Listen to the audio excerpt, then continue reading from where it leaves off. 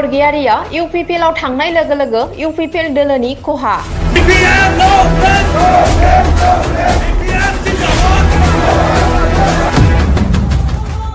UPPL दोलोनि गोख्रों मावथि फुंखा बसुमतारिया बिपिएफआव जयनिं जायो।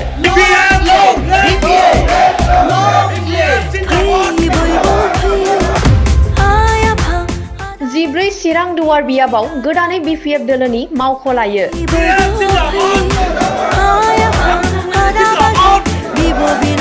मोनसे समनि बिपिएफनि दैदेनगिरि खाम्फा बरगयारिया इउपिपिएलआव जयनिं लानायनि उनाव बिपिएफआ गोदानै अफिस लायो चिरां जिल्ला रुनिखाथानि मोनसे बिल्डिंआव।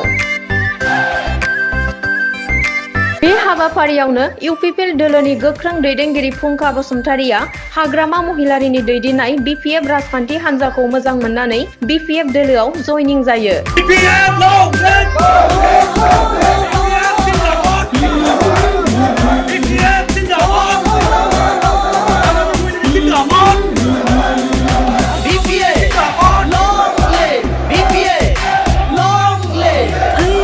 खाम्फा बरगयारिया इउपिपिएलआव थांनाय लोगो लोगोनो गोबां इउपिपिएलनि दैदेनगिरिया जयनिं जानायनि इसारा।